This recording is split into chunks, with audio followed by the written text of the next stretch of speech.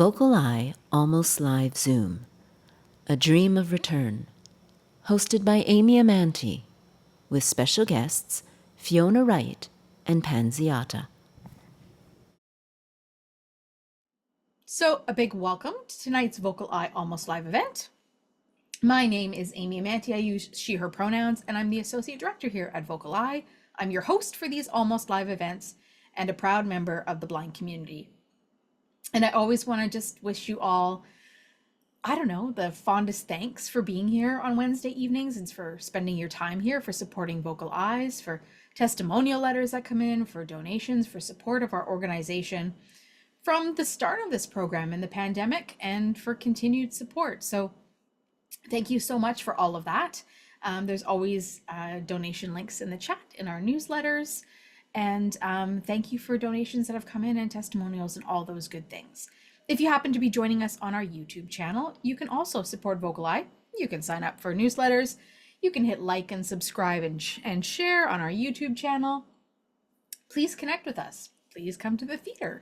Follow us on all of the socials. We would love to connect with you. VocalEye is broadcasting to you all from the traditional and unceded stolen lands of the Coast Salish peoples. That's in particular the Squamish, Musqueam, and Tsleil-Waututh First Peoples. So I'm heading for my semi-annual eye appointment this week before I head out to Kelowna. And so I was thinking about the connection to blindness and Indigenous communities. So of course, I use my magic fingers and I go to my computer and I start doing a little bit of research on blindness in Indigenous communities. So I'll share with you a little compilation of some of the things that I was reading. So blindness and vision loss in Indigenous communities are very deeply impacted by systemic inequities, historical trauma, and disparities in access to healthcare and education. Indigenous peoples with vision loss often face challenges that are not only medical, but also social, cultural, and political. Rates of preventable and treatable blindness are higher in many Indigenous populations due to barriers in accessing regular eye care, particularly in remote and underserved communities. Lack of transportation, limited availability of specialists, and culturally inappropriate services contribute to gaps in diagnoses and treatment. In some cases, conditions like diabetes, which disproportionately impact Indigenous populations, can lead to diabetic retinopathy and other vision and treatment complications. Colonization and systemic racism have long disrupted traditional ways of caring for community members with disabilities. Residential schools, forced relocations, and loss of cultural autonomy contributed to intergenerational trauma, eroded support networks, and created lasting mistrust in healthcare and government systems. Through these challenges, Indigenous communities demonstrate strength, resilience, and innovation. Elders and leaders with blindness and low vision often carry valuable cultural knowledge and play important roles in storytelling, song, and oral traditions.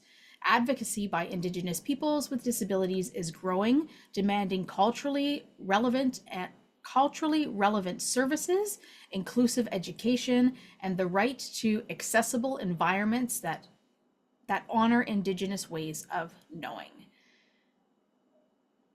This particularly strikes a chord with me because I live with diabetes and I have diabetic retinopathy. So I know the impacts of diabetes on the body systems, in particular eyesight and all the other complications. I'm a type 1 diabetic, so for me it's an autoimmune disease.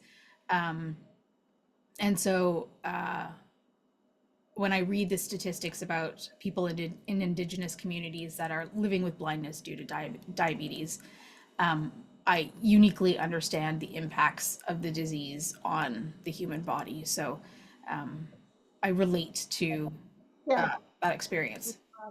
Okay. So welcome to this Wednesday, April the 9th, 2025. Tonight, we're proud to offer you our Almost Live event number 178. And here are our special guests tonight. It is A Dream of Return. It's the descriptive highlights from the Carleton University Art Gallery. And we have, well, two people, but one's going to take a front seat and one's going to take a passenger seat. But I'm going to bring them both in anyways. We've got Fiona Wright, who's joining us, not for the first time, but come on in, Fiona. And Pansee Atta. Pansee, come on in. Where's Pansee? Hi. There's the other square. Hello, Pansee. You're a first time joiner in our space, so a big welcome to you. Maybe give us some background, Pansee, on who you are, and then we'll get Fiona to remind us about who she is, because we just had her in the space, but it's nice to have a reminder. But Pansee, who are you and how do you relate to CUAG? Hi, yeah, I'm Pansee. I was the curator of the exhibition called A Dream of Return, which took place at the Carleton University Art Gallery. I was working in collaboration with the gallery for a number of years developing this with various contemporary artists. I'm a curator, an artist, a researcher, a few other things, joining today in my capacity as a curator from the Netherlands. So I'm quite far from you all. Thank you so much for the opportunity to revisit the show here. I'm so excited to be here. Thanks. Welcome from the future. The Thank real you. future from tomorrow. Yeah, that's Tomorrow in right. the Netherlands. And Fiona's joining us from the future too, but not tomorrow yet.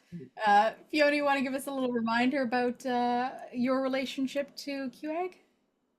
Yeah, so I'm Fiona. I'm so glad to be back in this space. And I'm the educator at the Carleton University Art Gallery. So I really had the pleasure of giving a lot of the tours of this exhibition throughout the fall of 2024, mostly to Carleton University classes, I would say. So it was really great to get so many people's perspectives on these amazing artworks.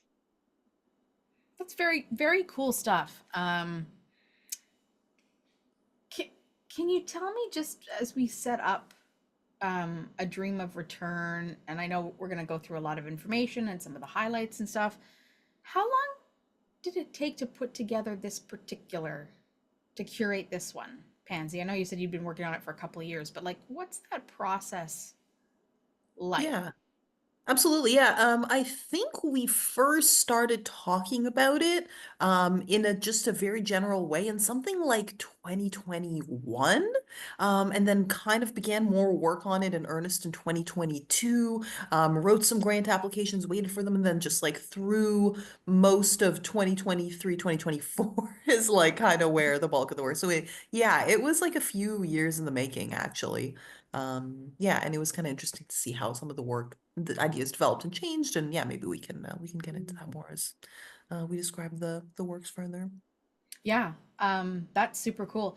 Do you get any feedback from the tours that you take people on, Fiona? I mean, you're talking about them, a lot of them being classes from the university, but what kind of response have you received from this exhibition? We had really positive responses to these works, and I think because the artists, it's all around this one theme of return that Pansee will get into, but the artists were coming from such different backgrounds, although they're all contemporary Canadian artists, but they live in different cities, they have different cultural backgrounds, they work with many different materials. And what I love about the tours is that we don't just get art students in, we get sociologists and I don't know, historians and all so many different, a range of disciplines. And I think my favorite class visit was, I think they were earth scientists, and I made a real fool of myself with one of the artworks, which is bags of soil, which will come later. And I was like, oh, you geologists, trying to make a connection. And they were like, "Oh, no, that's not us. No, we're earth scientists. That's not what It's we not the have." same thing.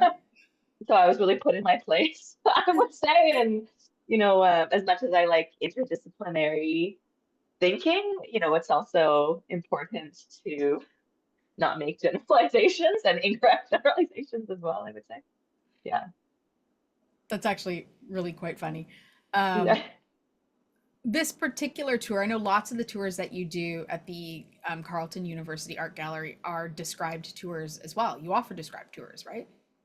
Yes, yeah, we you usually do like I work with a consultant, Kim, who's part of the blind community here in Ottawa, and she's an artist herself, and so we work with her to to create kind of specific days for the local blind and low vision community to come in.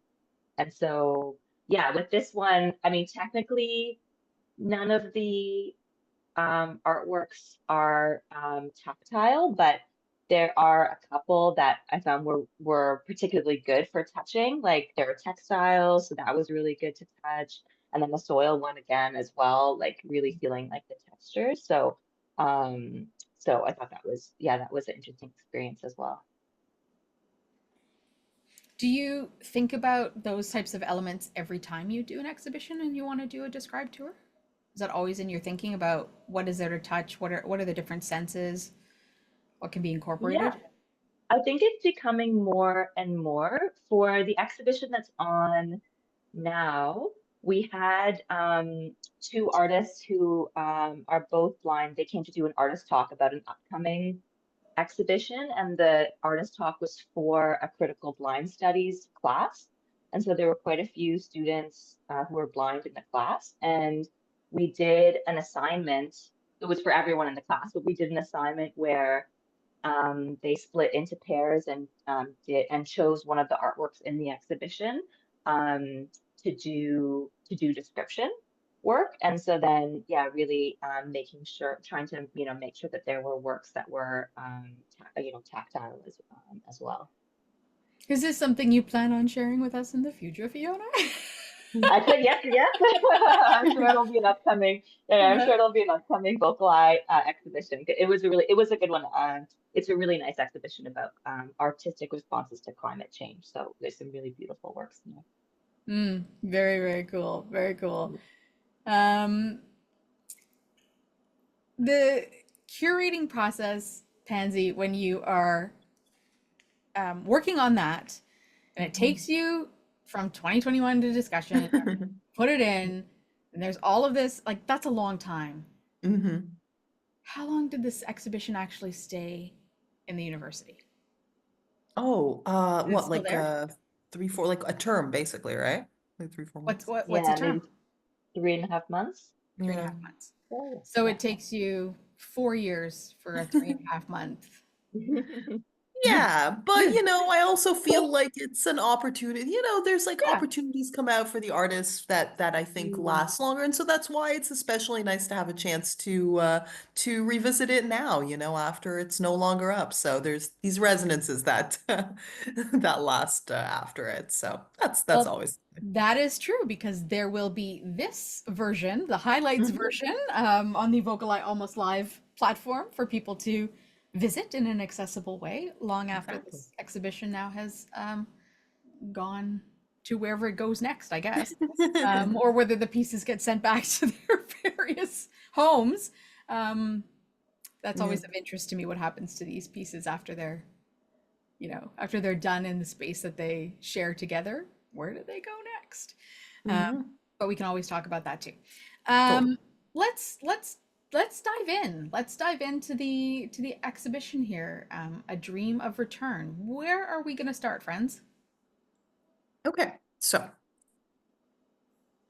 will we have I can start Bring the up the directions first for the photo, first piece. this first slide up.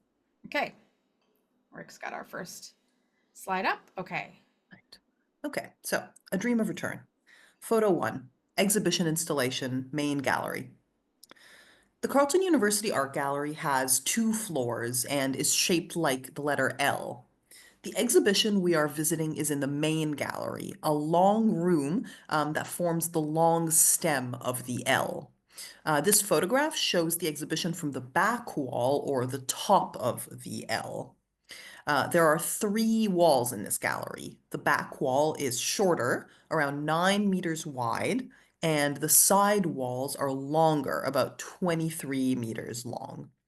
Along one of the 2 longer walls, it opens to the second floor of the gallery, so the ceilings are higher there, but the majority of the ceilings are at a normal height. Entering the show, it's quite bright and white. All the walls are painted white, and most of the artworks are hung on the wall, so the floors are empty. There are 2 television screens at the back. Each artist has their own section, and most of the works are quite large, though varying in material. As you enter the space, on your right, there is a yellow section of the wall that has the intro panel. At the top, it reads, "A Dream of Return."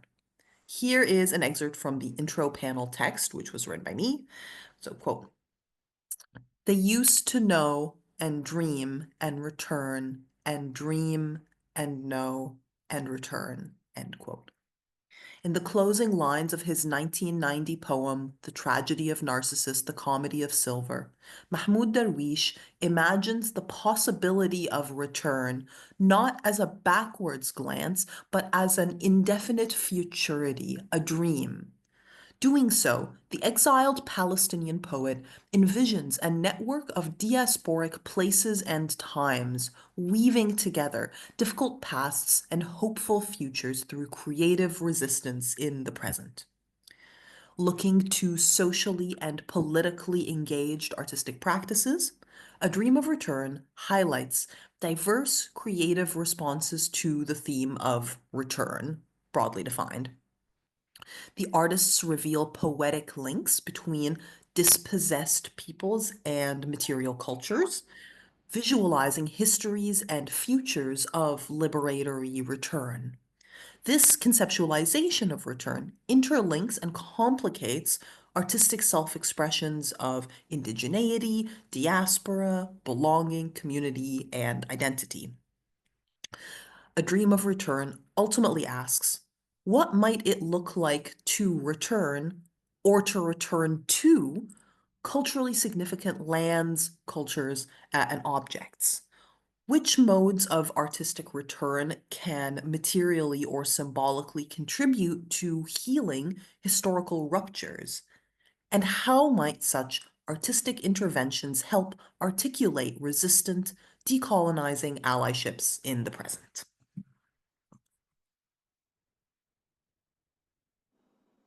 Wow. You wrote that? Yes. Do they? This is the silliest thing that's ever come out of my mouth. So I apologize in advance. Do they send you all to some kind of like literary poetry school when you when you study like being a curator? I'm not a writer, but that's fabulous. Oh, that's Really great. beautiful. I mean, it's such a challenge with curatorial writing to to communicate a lot of information, B, in not a lot of space. Like it can't be, like pages and pages long. It has to be pretty concise. And C, in language that's fairly accessible. And that Mm, can be hard because like really trying to jam a lot of information in not very many words ends up sometimes making those words big and complicated. So it's really kind of a balance. I feel like having like actually quite a short text is in some ways a lot harder than having a much longer text in some ways. So yeah, so I feel yeah.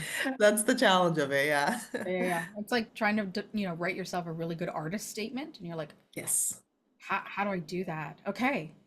All right, I'm feeling the 100%. vibe here, Pansy. I'm feeling the vibe. So Okay. in the space, where are we Yes. going now? We're in the space. So okay. So are we ready for the following slide? Yeah, let's bring it up, Okay. Rick. Okay. Photo 2. Farouk Kaspaules, The Return, 2007, mixed media on paper. The first artwork we'll be examining is called The Return. It's the artwork beside the intro panel. The dimensions of this print are 41 by 106 inches, so it's quite long, maybe the breadth of my outstretched arms and a half. The work is a horizontal rectangle and consists of several layers of different photographic prints depicting a yellow and blue tinged scene of life on the water. The largest photograph is of the surface of the water, and it takes up the middle of the print, and there is equal white space on either side. The photograph is in color, though faded out and slightly grainy. In the bottom of the photo, there is a long, narrow wooden boat pulled up to the shore.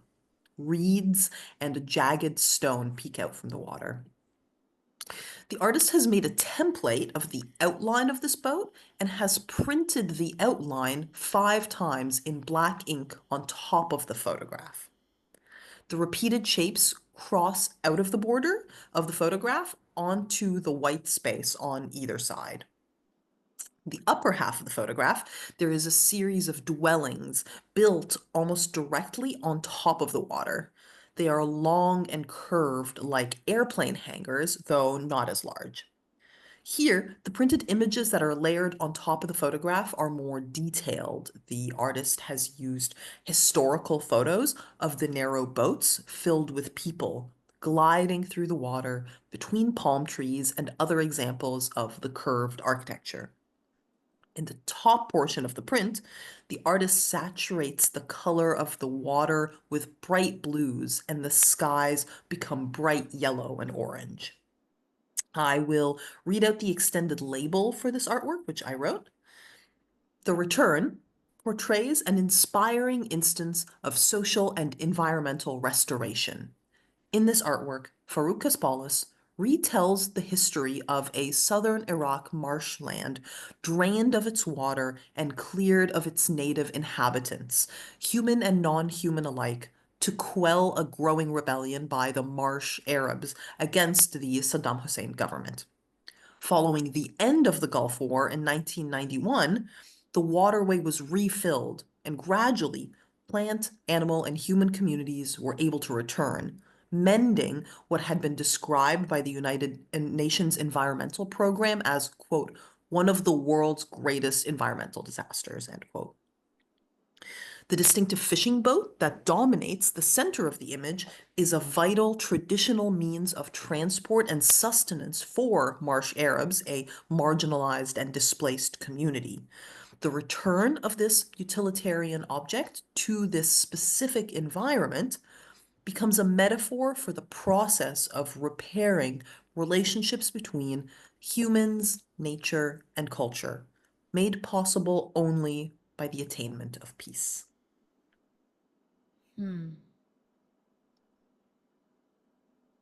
That's a lot to marinate on. It's a lot to marinate on. But it's a very hopeful artwork, I think, which I really love about it.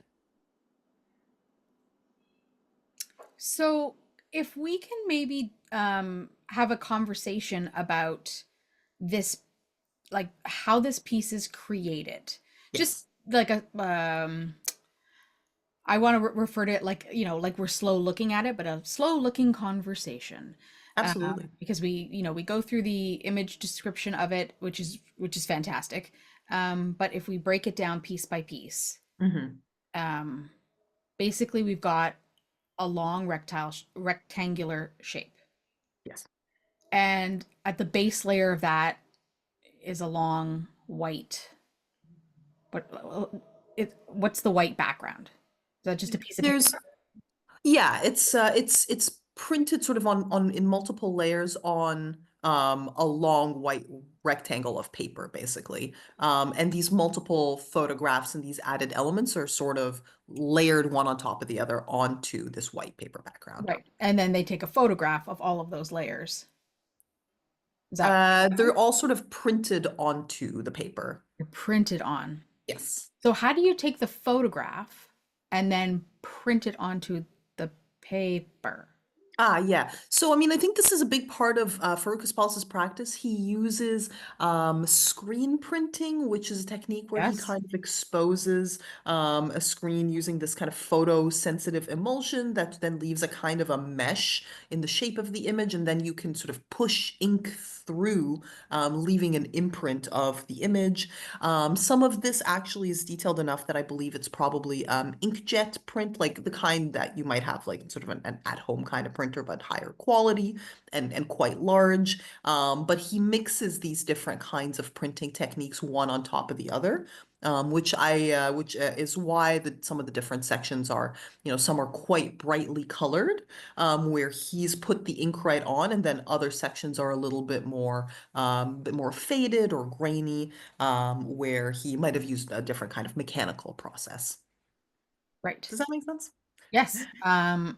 Actually, what it reminds me of, if I make a correlation in my brain, is some of the types of work that we see in when we do the capture photography highlight Mm.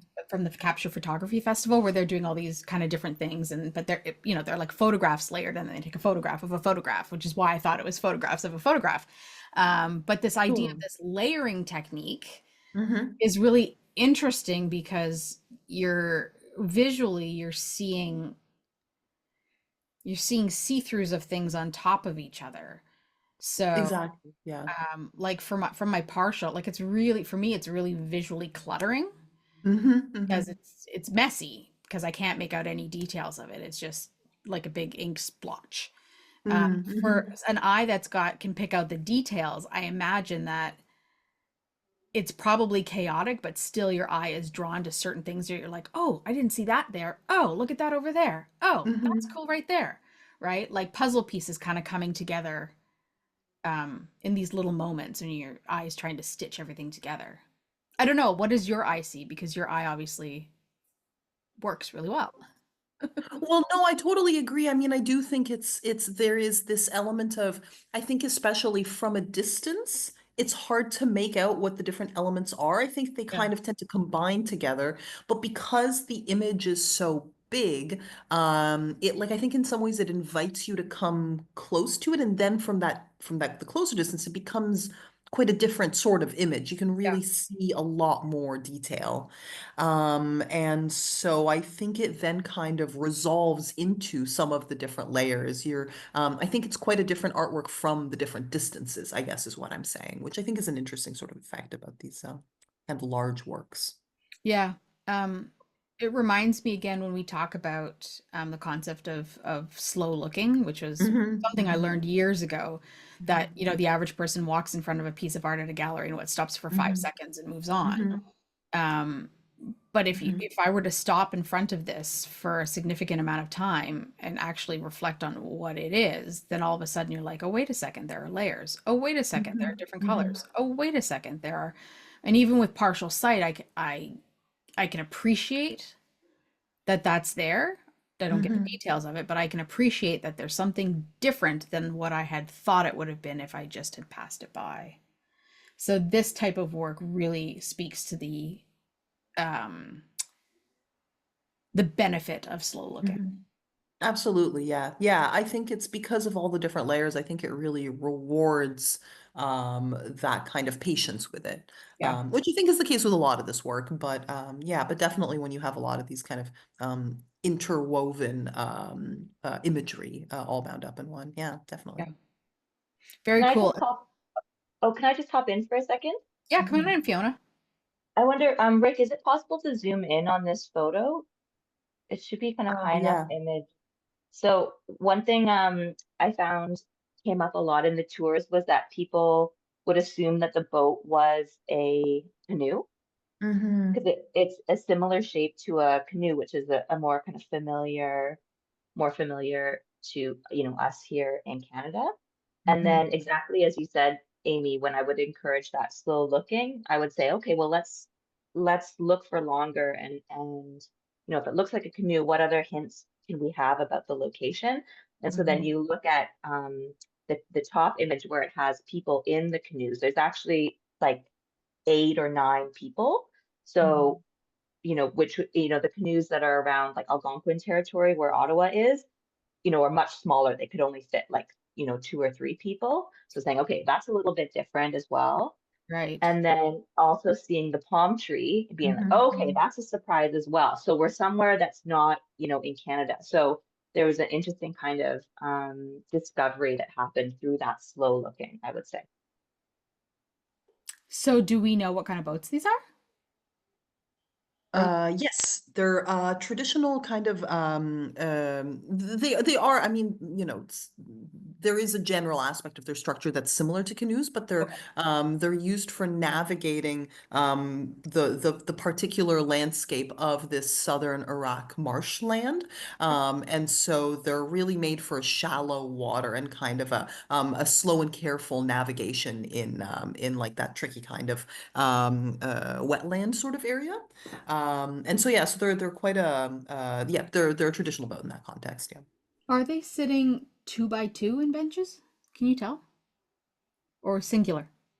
The people in the boats, Yeah, it looks to me like they're 2 by 2, but because that's got a little bit of a dragon boat structure. A I two hadn't by two, considered that. Yeah, totally, yeah. which is And also because canoes are usually single people in a bench, yeah, and these are bigger than that, yeah, definitely. and there's a difference between a stroke and a paddle, right? Mhm.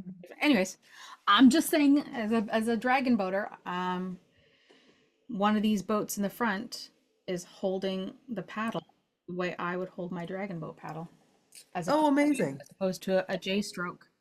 Ah. I only know that because I know the way my body's supposed to be shaped. So, um, anyways, very cool. Okay. I like that. Okay. Thanks for zooming in, Rick. I didn't realize we could go that detailed. That's very cool.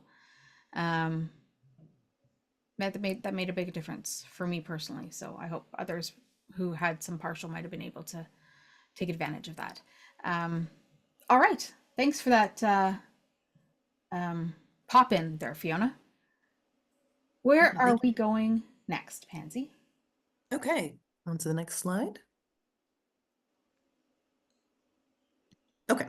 Photo 3, Adeyemi Adegbesan. So from left, the artworks here are Descendants of the North Star.exe, Intergalactic Safe House.exe, If You Stay Ready.exe.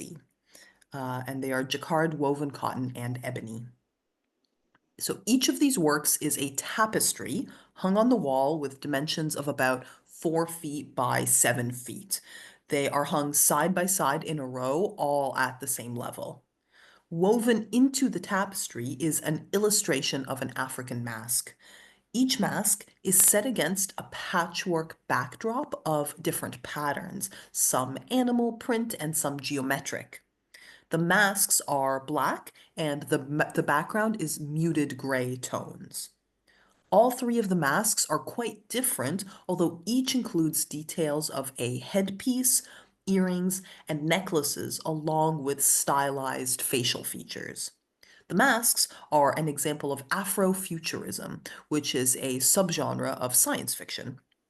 They include references to African culture, both historic and current, as well as space and astronomy.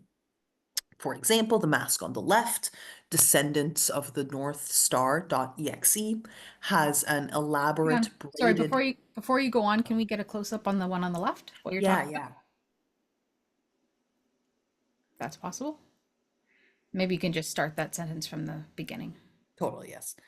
So, for example, the mask on the left, Descendants of the North Star.exe, has an elaborate braided headpiece, earrings that feature the sun and moon phases, chunky chain necklaces, and symbols from Egypt.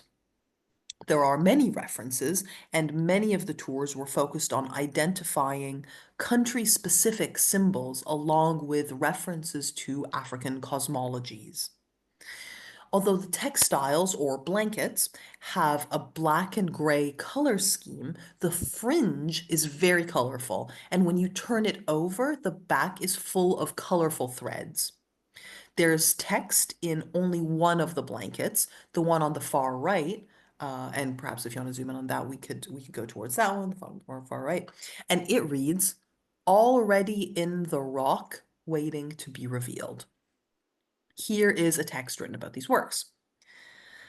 As part of this exhibition, Adeyemi Adegbesan's work is presented inside and outside the CUAG Gallery's spaces. The hanging tapestries in the gallery are part of his Mask.exe series, which remixes images of traditional African masks, such as the Benin bronzes and others held in contested colonial museum collections, with diverse references to pop culture, carnival, hip hop, and other culturally significant sites of inspiration. Evoking banners, flags, or protest signs, Adegbesan's work claims space for Black communities. Accordingly, the historical and contemporary reference points in Adegbesan's richly layered images are metaphorically activated or quote unquote executed like .exe software files in the present and future as part of dynamic cultural practices. Return here figures in this work as liberation from the bounds of hegemonic cultural institutions. Instead, it is a recognition of the culture that lives outside of museums, rather in communities, homes, hair salons, and other sites of belonging, emplacement, and connection. Wow. Rick, maybe you can get a close up of the middle one a little bit better. This is the one that's a little bit more animalistic, maybe? Yeah, there's more sort of sharp, pointy, geometric kind of features in this one. Yeah, they're all really richly layered. So it's a little hard to describe, but there's definitely a distinct kind of a necklace that's inspired by ancient Egyptian imagery in this one, as well as a number of other features, kind of feathered headdress. Oh, and sorry, I missed. Are these woven into the fabric? Yes, yeah. The designs Woven. are woven right in. They were produced sort of in a like in a commercial shop. Like I don't think he didn't like hand weave them. He Okay. created the design and Yeah. had them sent off to be sort of produced. Okay. But yeah, the design is his, and they are woven Wow. tapestry. Yeah. Do we know when he creates these designs whether he's drawing them by hand and then like uploading them digitally or whether he draws them with a computer or any ideas? He largely works digitally. These ones, I know that they started off as digital images, Mhm. that he then added further digital layers to when he was turning them into the textile designs. So in this case, I believe it was mostly a digital process, yeah. Although he does have quite a lot of handmade, like sort of collage work where he cuts images out of magazines and, out of papers, like different kinds of media, and then layers those one on top of the other. A little bit kind of like how in the previous artwork we talked about, Farouk Kaspaules also layers his imagery in similar kind of way, with hand-drawn elements. Collage is one of my favorite mediums. I used to do a lot of collage. Um, And very tactile too, yeah. yeah. Let's take a look at just the close up on the third one, Rick. Please and thank yous. I don't know why this one feels like my favorite. I don't know why. I think it's because it's elongated, like the mask feels long and Mm. skinny as opposed to wide. Hmm. Hmm. It's more, for me, it feels more bird-like, long and Hmm. skinny face. It's Um, more sort of sleek, I think yeah, maybe a little bit more of like a futuristic space helmet kind of vibe to it, perhaps. maybe, Uh, yeah. yeah. So when you talk about sort of the meaning of you use some big words in in your Yes. your meaning there that I didn't understand. But do you talk to the artists about those before you interpret them into your sort of curated blurb. Oh, Or absolutely. oh, you Oh, do? sorry. Okay, so do you ever mix that with sort of how you interpret the art so that there's, or is it all just about what the artist, how the artist talks about their work? So I think it's both. So, in this case, I mean, a big part of this exhibition, and I think a big part of why the development process took so long was because, like, just right from the very start, for me, it was really like in consultation with the artists, like, what do you all want to get out of this exhibition? How do you see yourself like relating to these themes? How do you see your work developing? So all the way through as this work was developed.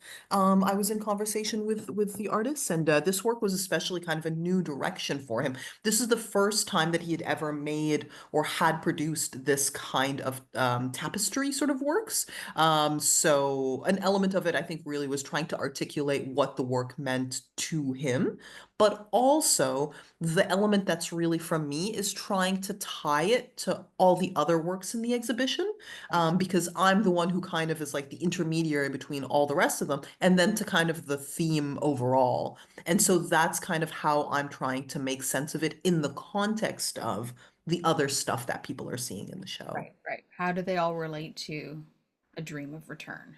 Exactly. Yeah. Yeah. Which is your title, your like your idea of an exhibition, right? That's is that what I'm getting as the curator Yeah, yeah, yeah. And it's kind of what I ask the artists to respond to in their respond to? different ways. Yeah, Right, but then it's kind of a matter of making those different links clear because the artists know their own work and I can kind of maybe bring in some of the elements that are, yeah, that tie it to the others in some ways. Yeah. so when you think about curating and you come up with a theme, do you already have artists in mind, or do you just put out a call for submissions?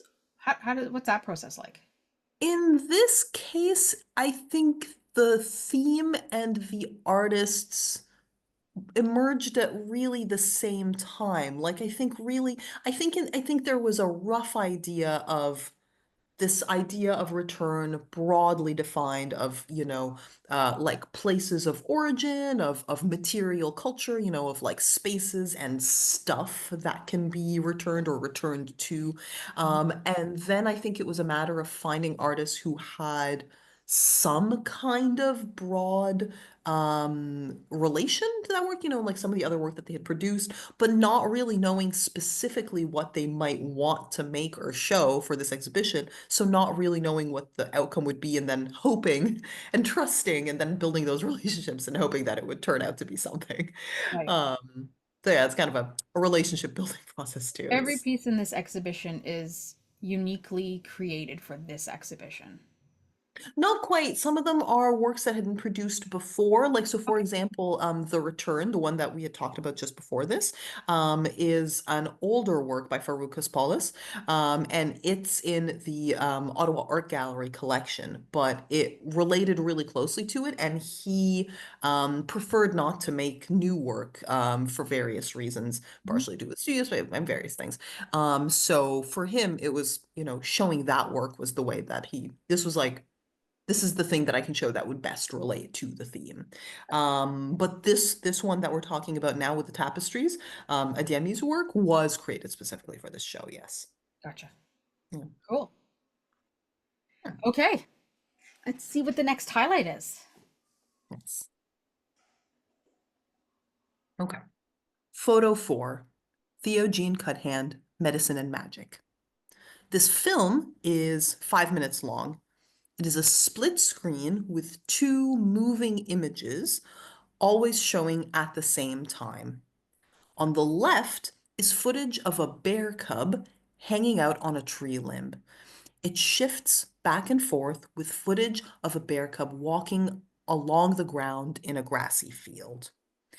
On the right is footage of multiple scenes edited to be transparent and overlaid on top of each other. These scenes show a dark sky with a yellow moon, rough and wavy water, cows in a wooden enclosure eating peacefully from a trough. The footage is unsteady at times. The final minute on this side shows a rocky shore with calmer water, but fire suddenly erupts as a transparent layer over top of the water, and then it switches over to only showing fire burning. I will now read the extended label for this video work. Theo Cuthand's video work explores his mixed Scots and Cree ancestry through multiple conceptions of land and history. In Medicine and Magic, Cuthand recounts familial histories of a medicine bundle, a bear cub robe, and spirit, which protected his ancestor following a gunshot wound, and then again in subsequent pandemics. He posits the now buried bundle as a source of continuing protection, linking its burial site to processes of shared well-being between him and his ancestor. The video envisions the same medicine bundle through the lens of Cuthand's mixed ancestry, recalling Scots and Cree struggles to retain spiritual practices against colonial efforts to eradicate them. Return, in these works, emerges in diverse and overlapping ways. Families strive to return to lands, ways of life, material culture, and medicines from which they have been distanced. Cuthand navigates the social and political obstacles that impede these modes of return, further complicated by the passage of time. Okay, so there's text over all of this imagery, and Yes. it goes very, very fast. So Yes. we're not gonna, yeah. So we're just gonna conceptually talk about this because playing it and trying to read the text is way too confusing. So there's a narrative here. Yeah. And how do we want to unpack that, Pansee? Are there some details we want to share? Yeah. I mean, I think it's easiest almost to think of it as two. So it's two kind of simultaneous. It's almost two um, sets of moving images kind of side by side that constitute the whole video. And I think in some ways it's almost like two narratives that come together. The left side is the one that has the image of the bear cub, and it's talking about the artist's ancestor who had this medicine bundle made of a bear cub skin, and how he had been shot as part of a rebellion, this ancestor, and then how he had been healed through this medicine bundle, and how the power of this bear cub that was now the skin was now buried, that this was a source of continuing healing and protection, and what it means to kind of link the bear cub with the land, with the ancestor, with healing. That's kind of all on one side with the image of the bear cub. And then the other side, we have these images of sort of landscapes. And this is kind of more related to the artist's Scots ancestry rather than his Cree ancestry. So it's kind of the two different sides represent the artist's two different familial backgrounds. And so the right side, talking about his Scots ancestry, it has this landscape. It has images of cows grazing. Then gradually it's sort of overlaid with these images of fire. And the text that's over top is talking about basically the history of witchcraft trials, how people had been tried for witchcraft, for practicing sort of medicine practices that were not considered sort of authorized. And so in both cases, it's kind of thinking about this history and this familial history of what it means to practice healing and well-being in ways that are not fully permitted by the kind of the various political situations and the ways that healing and land can be kind of thought through together. And so they're kind of linked in that way, but it's quite different images and narratives in some other ways. Yeah, from a visual perspective, they're expecting sighted people to watch two videos at the same time. Yeah, yeah, yeah. And so I think for anyone, it really bears watching multiple times. This is really a place for slow looking, slow everything, just multiple times. Yeah. Yeah, and that is likely I would guess the artist's intention is Yeah. to, in essence, force you to witness this many times. Yeah, and and to see and to like kind of force you to think about the ways Yeah. that these narratives that seem quite different are actually related Yep. because you keep watching them at the same time. It like Right. forces you to see the connections. Yeah. Yeah. Yeah. It's a really interesting concept, actually. Um, it, I wish that I had maybe the benefit of being able to witness it the way that the artist had intended, but I think the way that you've summarized it makes a lot of sense to me. So I appreciate you taking the time to walk through that, because that also was, for me, I felt like a really good overview. I have a really good idea of what it is that this artist is trying to express to the rest of us. Oh, I'm glad to hear that. I mean, it's ultimately, filtered through the lens of my own, my own seeing. It Mhm. is in conversation with the artist, of course, but like, yeah, I mean, he has a background that I don't have, but it's, yeah, he's like a very sort of experimental video work practice, and so it's, yeah, it's a little bit challenging, I think, in some ways. Well, I've said this before here, so this will be nothing new to most people who have been here many times or watched these YouTube specials. That this is the benefit of having curators in the space or artists in the space or whoever to walk us through these images, these experiences. Because if I was in a gallery listening to the audio of this with no description or anything, and even to have it described would be too much like audio stimulation at one time, because the text Hmm. comes up at the same time, and Hmm. you can't have audio description and text read at the same time. There'd have to be video pausing. That, like, it would be really complicated and hard to set up. And would it lose its intention? Possibly. Would it become a completely different artistic piece? Probably. So having the benefit of seeing it with somebody else's perspective, for me, feels okay, because we're having a dialogue. And so I Hmm. can ask questions, and we can share perspectives. And that doesn't mean that I am taking your perspective as, oh, okay, you're guiding me down this path and I believe everything you say and I don't have my opinion, right? That's not what this is about. This is about sharing dialogue with somebody who has a perspective. And that's no different to me than sitting at a table and asking somebody about the weather. Do you know what I mean? Like, we all have different perspectives on different things. And Hmm. while some may argue that you're feeding me what I should know about this piece of art, I don't look at it that way. I just look at it as being in conversation with another human about a shared experience that we're having. Hmm. Because I get to Hmm. ask you questions about what you see, and I can push back or say, well, actually, you're talking about the witch trials, but Hmm. maybe it's not about that. Maybe it's about this, or maybe this layering could mean this, right? Hmm. Hmm. So I just thank you, because otherwise I'd have no access to any conversation around a piece like this.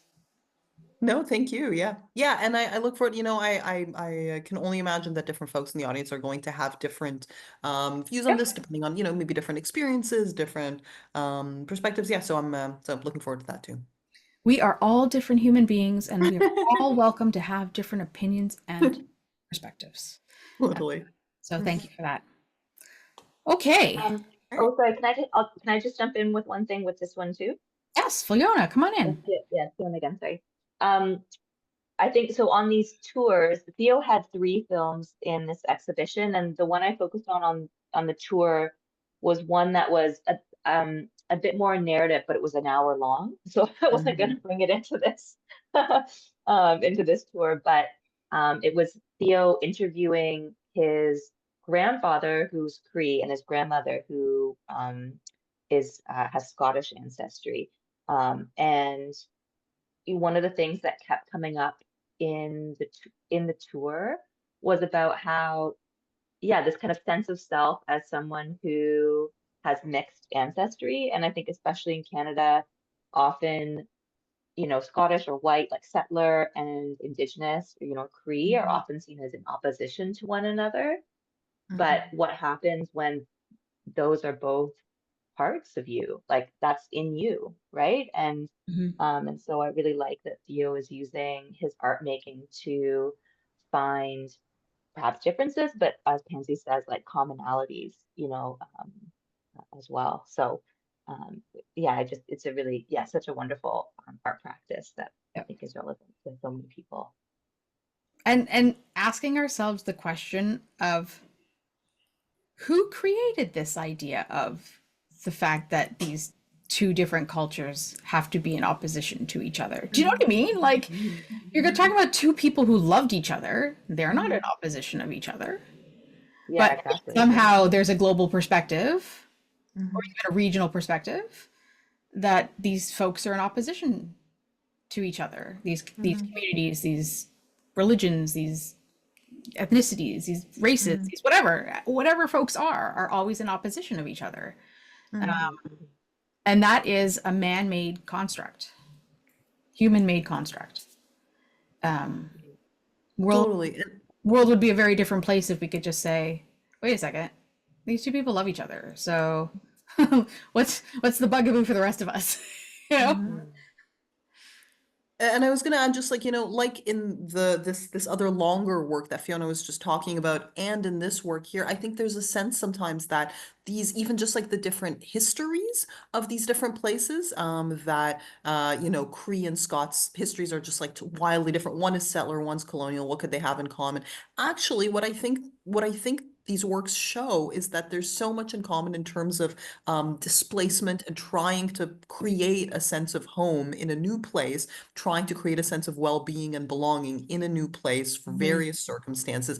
And then through all of these various circumstances, he himself, the artist, is emerges from that, right? It's like he is only made possible by the kind of coming together of these different histories. So I think there's something quite beautiful about that too. Yes, Yeah.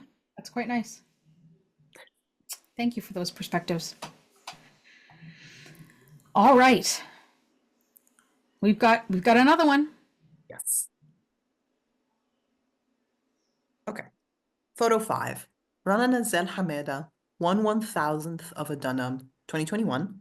Soil, plastic bags, metal clips, and vinyl. This installation consists of 60 clear plastic Ziploc bags, each measuring 4 by 6 inches. They are hung on the gallery wall in a grid of 12 by 5. The overall installation is 8 feet long by 5 feet high. Each bag is around 1/3 or half full of soil or dirt of various consistencies and colors. Some are fine-grained and almost yellow. Some are gray and rocky. Some are even red.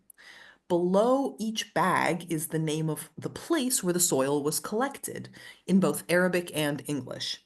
They are place names like Hebron, Tabareya, Jenin Camp, and Jerusalem. Some gallery visitors observed that each bag was its own landscape with layers and rolling horizons. The overall feel is almost scientific with the strict organizational structure. The order of the locations is not obvious, however, and certainly not alphabetical. And here is the extended label. 1/1000th of a dunam is an ongoing collection of soil that the artist gathers each time she visits different sites in Palestine, symbolizing displacement and home. Seemingly homogeneous from a distance, the soil's diversity of color and composition is revealed through close looking. The soil's organic nature is contained within collection bags and by the sharp borders of the grid, evoking the difficulties of movement and access to land within the Palestinian territories. Wow. Rick, can you get some close-ups of this so we can Yeah, I think the next image in the was the next image a close-up? yeah, there we go. Yeah. Maybe you can get a little closer than that. Because I'm wondering if we can get in on any crunchy stuff in the bags. Yeah, it gets real crunchy in there, and you can see some like man-made elements in quite a few of them. They're not purely sort of organic, and that's a big part of it too. Yeah, okay. So this kind of reminds me of this is an odd reference, but just to kind of give a visual texture to it. It's like when you have a bag of trail mix and stuff, and like half of it gets crushed and turns to dust, and the other half of it's still chunky. Mm-hmm. you know? Mm-hmm. So it's mixed with dust and chunky and probably rocks and bits of sediment and all sorts of stuff. So the bottom of it seems to me to be like literally dust and ash, and then Mm-hmm. it gets chunkier and chunkier and chunkier as it gets to the top. So the light stuff settles to the bottom. The thin and the heavy stuff is at the top. So now I get Exactly. what you're saying by it's its own landscape. Mm-hmm. Yeah. Yeah. Yeah, these layers are they're really visible. And so it's like there's this kind of organic, sort of natural kind of co-mixture that's happening inside the bags. Yeah. But then the bags themselves are in this like very like hard, sharp, scientific sort of grid. And so there's a different kind of organizing structure that's happening there too. So it's on multiple levels. Yeah. Yeah. A very juxtaposition of like the chaos in the bag, the Mm-hmm. displacement in the bag, Mm-hmm. in the structure, this Mm-hmm. yeah, the sort of the scientific structure of where the bag lives. Mm-hmm. Mm-hmm. It's kind of like the periodic table of the elements in a way. Totally. Yeah, totally. Which is also another way of sort of taking, the messiness of nature and saying, we're going to put it into literal boxes. We're going to Literal put it in boxes. order. We're going to make it into a grid. We're going to make nature fit into this like structure. I wonder if the artist is saying something about the plastic bags, or if that was just convenient for collecting. It's definitely part of it. It was so this installation is an expanded version of a previous sort of iteration of it where she had actually far fewer of these bags of soil, and since then she had gone back to her homeland Palestine multiple times and collected way more of these bags. And so she kept this structure of like the Ziploc bag. This was a really important thing to her.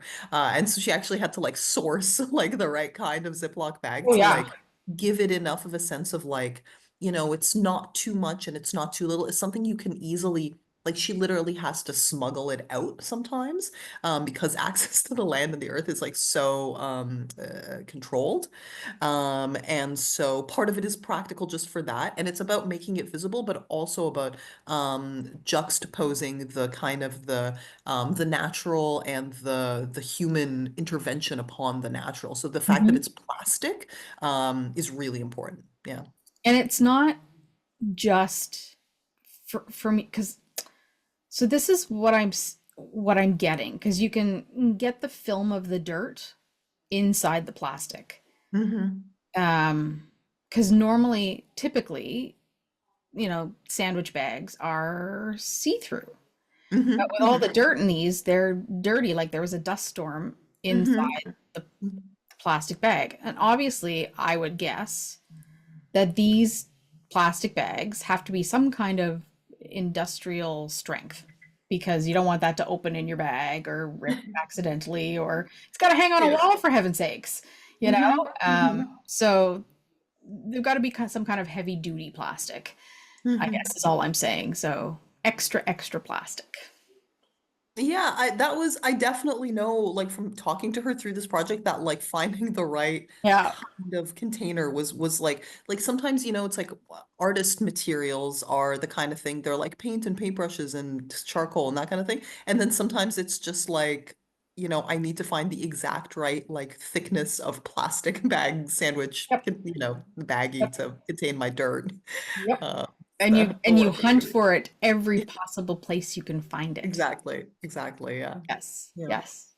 This is fascinating to me. And the only time I've ever really encountered this kind of concept, maybe for a similar maybe for a similar kind of reason, is folks in World War One and World War Two battles Mhm, that mhm, would collect dirt from sites that they were at, mhm, um, to bring them back home to their country, uh, mhm,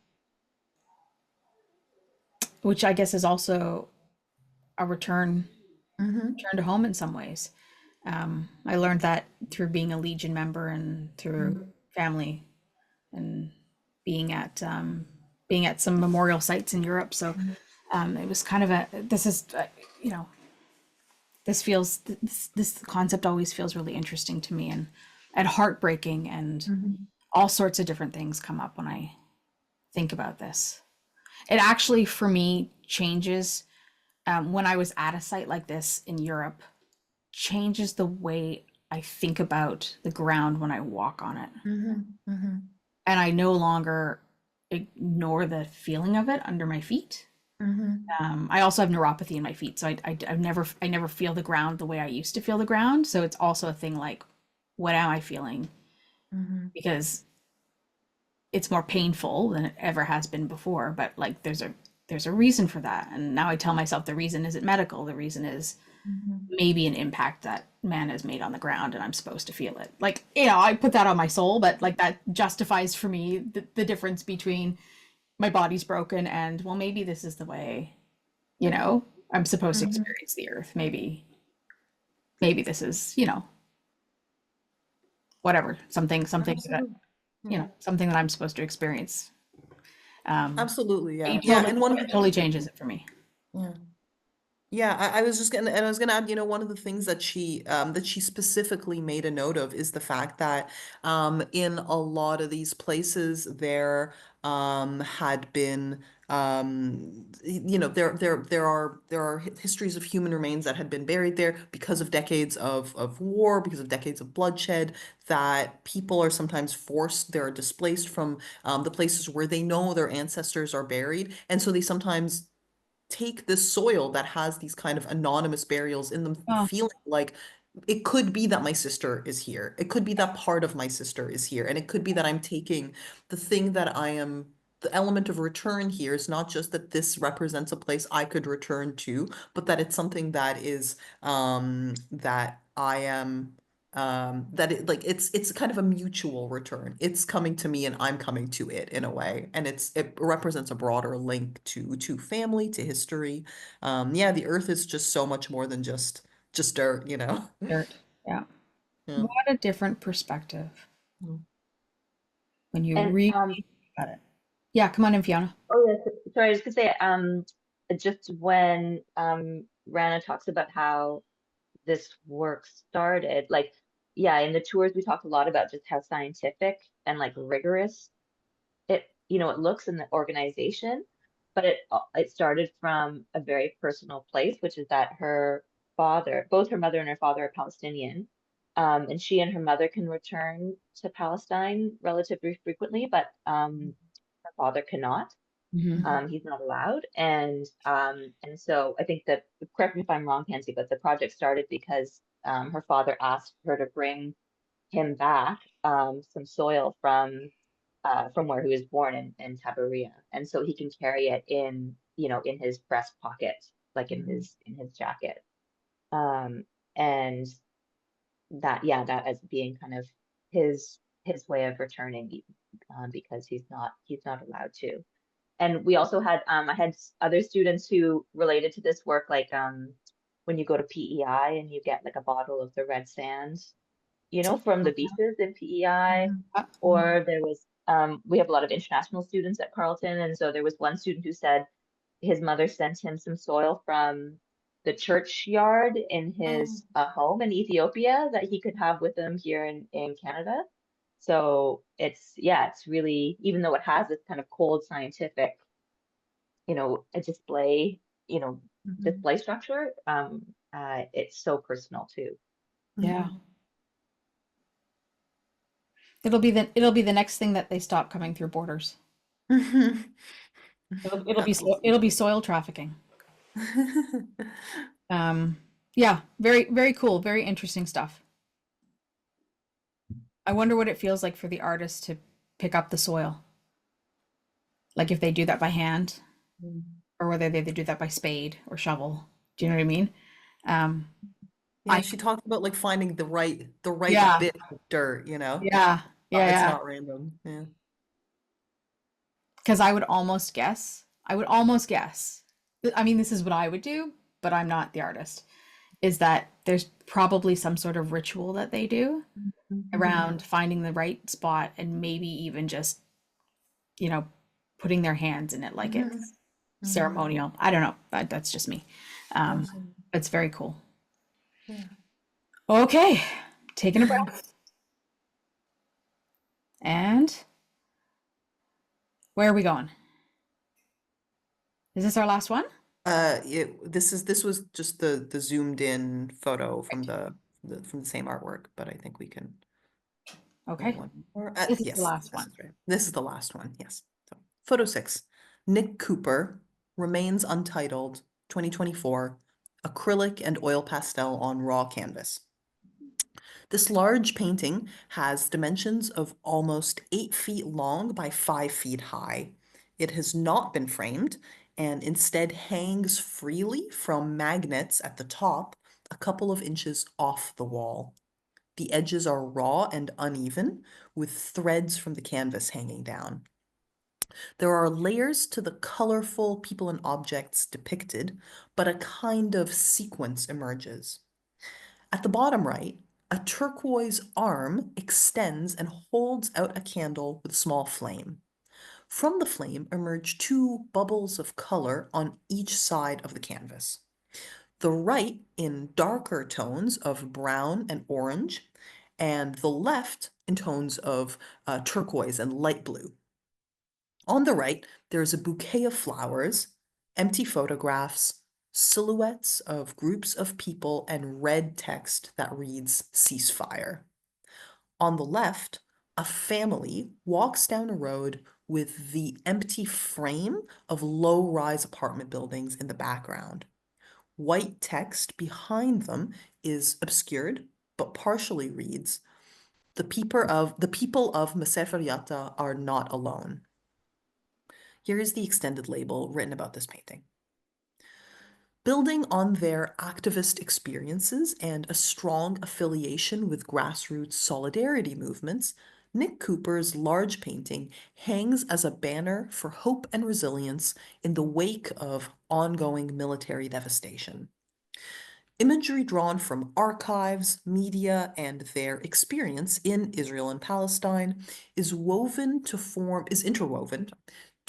a composition that is overlaid with a quotation from a solidarity campaign to protect Palestinian residents of Pansee Atta from forcible displacement by occupation forces. The raw, unstretched painting is deeply personal and political. Cooper depicts a dreamlike landscape with alternately dark and hopeful passages ravaged by war. These ruins are traversed by ambiguous silhouetted figures. Whether these families are leaving or returning remains open to interpretation. Return is understood by Cooper as a hopeful possibility impeded by violent realities. Inspired by their commitment to interfaith and intercommunity solidarity, Cooper's sensitive representation of grief, memory, and rupture is grounded in their allyship and desire for peace, through which repair and reconciliation are made possible. Some really vibrant colors Mm-hmm. in this piece. So you said it was acrylic, did you say? Acrylic and oil pastel, like they're sort of drawing on top of the painted layer in like these almost crayon like oil pastels. Okay. I can't tell visually what that does when those two things meet. Is there some way of being able to explain what that blending is like? Absolutely, yeah. I mean, if we want to, if there's like a section that we can like focus in on to really show it, it's like there's kind of a middle section that shows sort of a bouquet of flowers. I think that kind of demonstrates the effect I'm about to talk about. Yes, that this exact area. So what you can see here is these kind of the background that's painted. Because it's painted on raw canvas, what that does is that the material really absorbs and sort of bleeds the colors together. So there's there's this soft washes of kind of almost watercolory, sort of gentle passages where the paint kind of melds together. But then on top of it, we get these much finer, kind of sharper details that are done in these oil pastels, which are again kind of like crayons. And so then these show kind of smaller, sharper highlights almost, or smaller outlines, smaller kind of scribbles that draw attention to areas that have these broad washes underneath. Does that make sense? Sort of. Because really all I see is a big fuzzed out dark patch of dark colors. Mm-hmm. But I don't know whether that's the acrylic or the pastels or Yeah, I mean, there's kind of like yeah. smaller lines kind of drawn over top of the dark Okay. passages. Um, Let me see if there's a different area. I mean, if we want to zoom out, I can point out a different kind of area that has so if we go kind of down and to the left in front of the family that's walking, there's sort of a bicycle in kind of pinky bluey kind of colors. Yeah, that bike there. So I don't know if this is super visible, but again, here it's like the background is kind of this watercolory sort of swath of turquoise, but then on top of it, there's sort of this scribbled um, sort of Hmm. outline of a bike. And I think it's kind of almost, I don't know, dreamlike in a way because it's not really like super, super detailed, but it is like these little sharp hints of an outline in Okay. these little tiny brighter kind of bits on this um softer background. Okay. And maybe that's why it doesn't stick out for me visually because like you said, it's hints of Yeah, lines that make your brain go, oh, that's a bicycle. Whereas exactly. I Yeah. can't put together all those little tiny hints of lines because they're kind of abstract in a way. It's like Hmm. they don't connect all the dots, but Hmm. your brain fills in all the other pieces. And for me, it's like my blind, it's like blind spots that are missing all the pieces. Hmm. Um, but I think I might get the concept. For me, I feel like it's like when you're, writing with an ink pen and you spill your coffee on it and it Hmm. smudges. Hmm. But these are all colors that have smudged, Yes. right? You Yeah. spill your water on it, it's all smudged, and then you gone in on top of that with these little strokes of different color crayons and made these little marks and stuff. Of course, much more sophisticated than that. In Well, my but as you're saying, it's like, it's like there's hints of it that kind of come through the yeah, softness, but it's not 100% easy to make it out, which yeah, I think makes it quite dreamlike or kind of like a memory or kind of like a faded archive, faded photograph, something that's not 100% there and is therefore sort of open to interpretation, which right, definitely is part of it. So, right, yeah. It's not what's the style? Realism? It's not yes. realism. Yeah, exactly. It's very it's sort of it's very sort of an expressive interpretation of the potential of things being there or not. Yeah. It's funny because when you describe like I don't mean you as in you, I mean like in general when we describe things like people and bicycles and flowers, you tend to think, oh, those are real things, so they must look like real things. Mhm, mhm, And there are assumptions of things and appearances of things that are not actually things. They just our brain goes, oh, that could be that thing, mhm. Yeah. which is a very cited concept. Mhm. Yeah, and I think also like when you try to draw on a memory, that's something from like 5 years ago, and you're like, oh, and then like this person passed by like in this car, or like was it a car, or was it maybe like was it a van, or was it some other kind of thing? Like what was it? So it's like you kind of have a general idea of like, oh, it was a vehicle, but you really can't quite place what it is exactly. And so I think in some ways this is kind of like that, where it's sort of like it could be this, but it could be that, and it's sort of in that in-between place of Mhm. remembering and real. Isn't that why they say witnesses are not reliable? I guess so, yeah. The Yeah. whole, detective thing. Witnesses are not reliable. Because we have bad memories. Yeah. Okay, yeah. I genuinely am attracted to this color scheme. I like blues and turquoises and purples. Purples are my favorite. So I get a lot of those colors, especially from this zoomed in portion. Mhm. So those are my favorites. I like those. Yeah, there's really beautiful passages. And I think if we zoom all the way back out again, I think the thing that makes the blue and the turquoise all the more vibrant is the contrast with the dark brown, orangey, kind of more muted, like other side of the painting. And I think that's really in line with the theme, where there is simultaneously, hope that emerges in the midst of a really war-torn region. There is violence and trauma, but also there's possibilities of things being better. And I think the fact that these color schemes, like the duller or darker areas, bring out the lighter kind of brighter areas, I think is really in line with what the artist is trying to say. And this one you said is quite large. Yeah, it's like 8 feet long and like 5 feet Wow. high. Yeah. So that's a whole that's somebody's whole wall.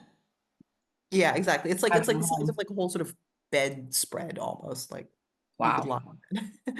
So, for example, with a piece like this, and was this piece created for this exhibition? Yes, absolutely. Yeah. Yeah. And so like in this time frame, like I said, we started in 2021, so it wasn't really specifically about the most recent bout of violence in Gaza specifically. But that was definitely something because of their experience, because they have personal like relationships and links with Israel, because they are a Jewish but interfaith solidarity, like intercommunity activist. This was, the sort of the things that they were seeing in the news and how they were affecting them and their loved ones, as they were generally affected by it on kind of both sides, were really on the top of their minds.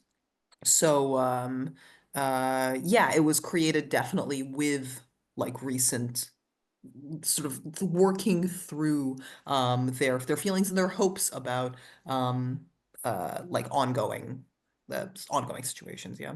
So, what does a piece like what life does a piece like this have after this exhibition?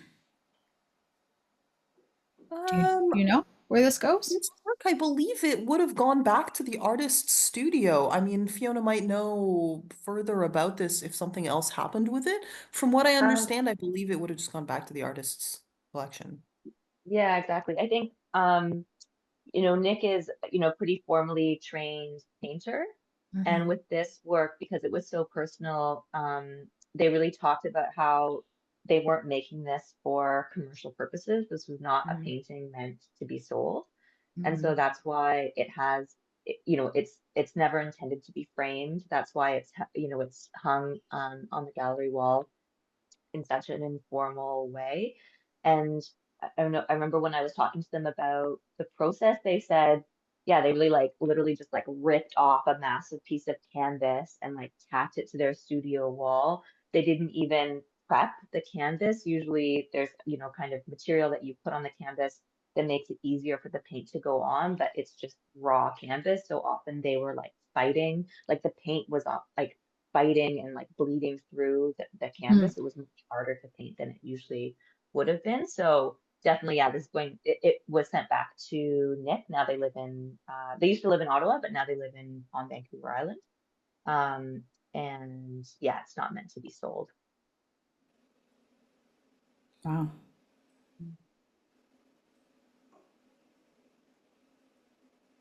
The Just other thing the other thing that I was going to say in terms of this work was that like it has this kind of like free floating sort of effect because Mhm. the edges are raw and they're tacked kind of just a few inches away from the gallery, so they sort of move around a little bit like a banner or a drape. And the other thing that's I think hard to envision here is that this is on the same long wall as Adeyemi's work, which is also these banners, if you remember we talked about them earlier, which are yeah. also kind of draped in the similar kind of way. So this was kind of our banner wall, is all these kind of textile works that are yeah, that are hanging there and I think speaking to each other in these kind of ways. Wow. Just a big explosion of color, this one. Lots to think about in this particular exhibition. So, Mhm. Rick, I think we can take this down because that's the last of our images for the highlights of a return, a dream of return. Let's have a little conversation. Let's make sure our community knows that they can ask questions or share comments. Fiona, you want to come back in for this? Like with an actual camera and an actual square? Yes. Hi. No, didn't want to put you on the spot, but kind of did. I just want to, I mean, congratulations. It's really beautiful, even just the highlights. So how many pieces in total were in this exhibition? Uh, You don't have to, you don't have to count the 60 baggies. Well, it's complicated because like that installation actually had sort of another piece sort of attached to it. So I'm kind of trying to think in my mind, like, does that count as two things or just one? I think there was 5 artists, and they each kind of had a section. Theo had 3 videos, and then I guess it also depends on if you count Adeyemi's works as being 3 separate things or just sort of a single like triptych comprised of 3 things. There was 5 artists. Is that right? Yes, there was 5 artists. Okay. We got a few hands, so let's see who we got.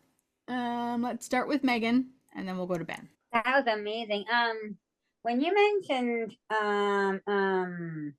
the like using their with the magic and medicine against the decolonization, it kind of remind me of Jamaica, of how in Jamaica those Africans would use Obeah against the British, and like which is a very dark religion, which I would not, they're not anymore on earth anymore. But what was so is that movie the one that we saw, the 5 minute, that 5 minute the film, was is it on YouTube or is it at the library? Then and it is again magic and medicine. Yeah, Magic and Medicine. It is on the artist's Vimeo page. I know that. I think through the gallery it was secured through VTape, like a kind of archive of video works. But the artist does, I believe, have it publicly available on his Vimeo page. It's called Magic and Medicine. Okay, it's not on YouTube or library, right? Not on YouTube, no. I think yeah, Vimeo is where he has his stuff.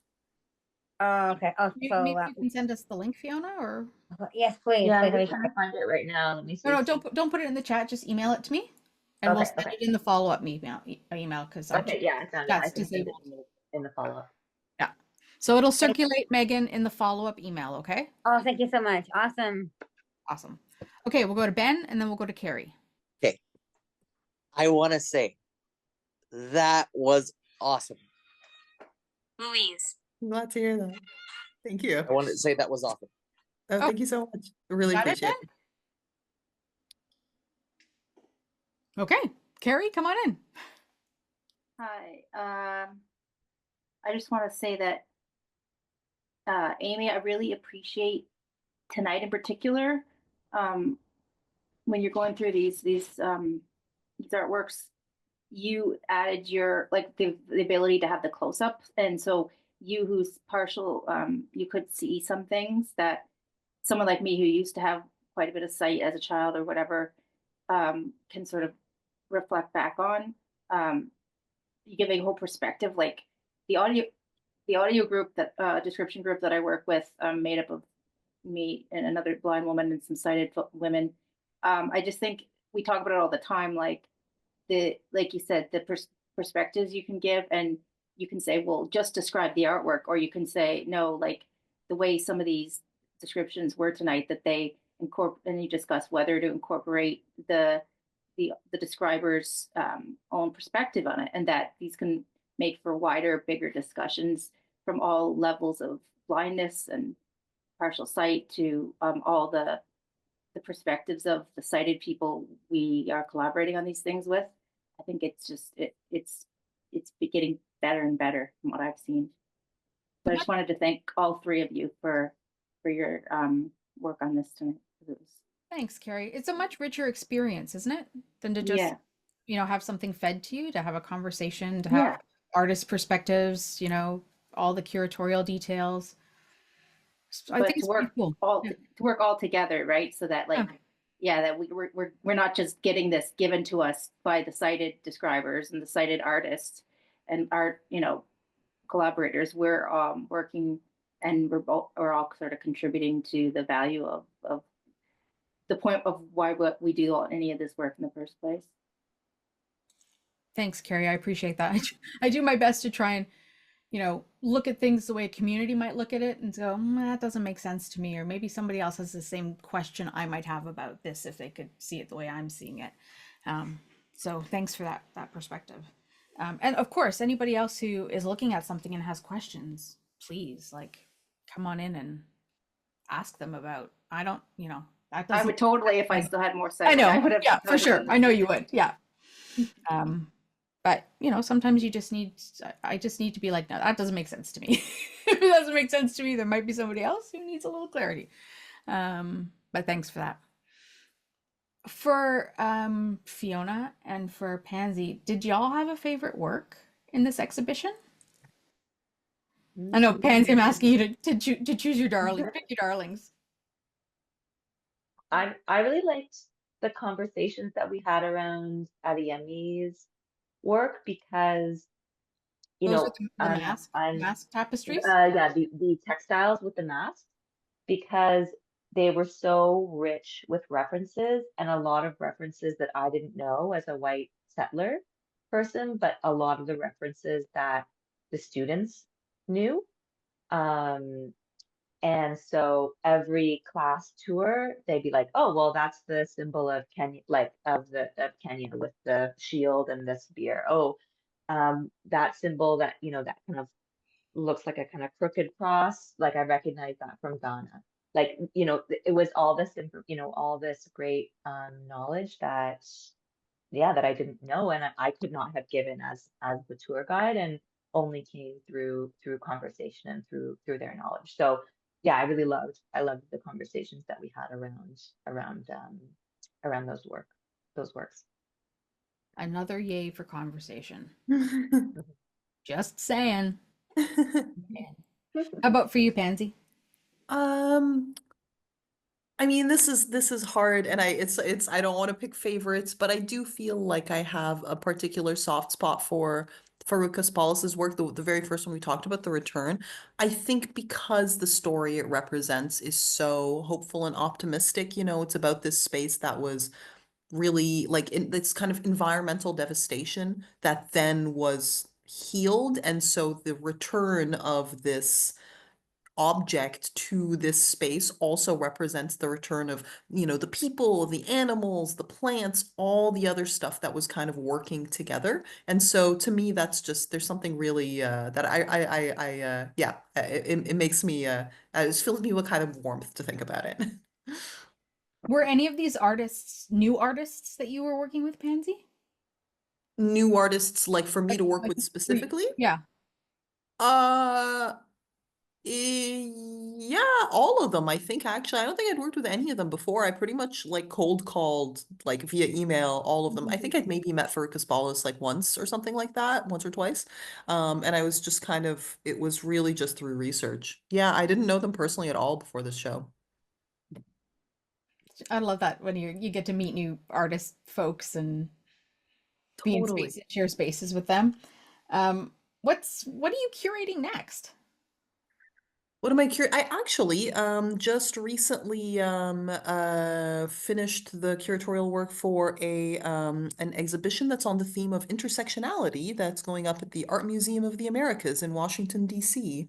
And it's sort of co-organized by the Organization of American States, which has both Canada and the United States as organizing parties in it, and considering the kind of tensions between the countries right now. I was gonna say, The fact that it's on the theme of intersectionality specifically feels very okay, this feels pertinent. I'm glad they're doing this in Washington right now as through the Canadian government. This is the mark we're making. So I'm surprised they haven't locked those doors. I'm surprised not everyone's Yeah. gotten fully fired. Yeah. It's under the radar. They're just Well, we won't forward any links to anybody in, uh, out you that you've got this. No, it's all good. It's all good. That sounds really cool. Thank you. I just have to laugh at the juxtaposition of that, though, considering what's going on in the world right now. Yeah. And where do you source the material for something like that? Where do you find those artists? That was all work that was from, it was basically all prints that were owned by the Canadian government through like sort Okay. of federal government collections that had been donated to the museum and this kind of geopolitical entity. And so it's yeah, it's interesting because a lot of it is sort of older work, like it's like a few decades old, and so it's interesting to kind of see how a lot of the same topics we're thinking about today in terms of, it's gender, identity, class, labor, the environment. A lot of these things are not brand new. Like these are conversations that have been going on since like the 60s, the 70s. So I think it's interesting to me too. Do you find that they're building any access into their kinds of art institutions? In Washington, D.C., they should be, because don't they have the Kennedy Center down in that area, and which is known for access. Well, was known for access. I don't know. It was one of the things that was, I know that was an important priority was translating it into all of the four different languages of the different members of the Organization of American States. So language was a major thing. And I do believe that the museum has different kinds of accessibility services available. But yeah, I had mostly been asked to do the initial writing, and I can't really speak to the details, unfortunately.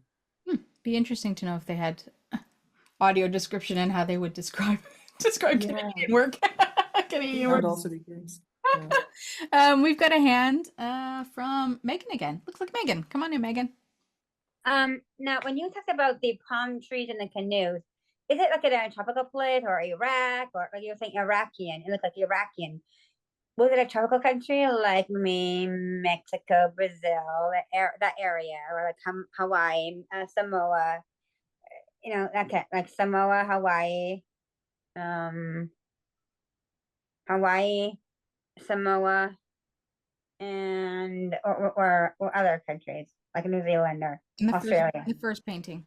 Yeah. Mhm. I mean, for me, I think this is going to be one of those areas where different people see it quite differently, because for me, being actually from the Middle East, like I'm from Egypt, I Mhm. see the palm trees and I see the different ways that the palm trees are used. Like, for example, it's like I think I see like little hints of them kind of against the houses in a way that feels very much like sort of very familiar to me. And to me, it has a feeling of home, like it evokes home to me in a way that makes it seem like the Middle East. But I also feel like probably someone from some other part of like somewhere, warm that has different kinds of palm trees, I think could What see it shape? quite differently. What shape is the canoe? What shape? I mean, there's a different shape.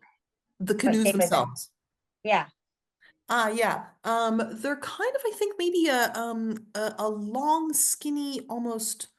I want to compare it to kind of an almond shape, where it's kind of like more like it's just sort of extended, pointed at the very ends, but really Okay. stretched out.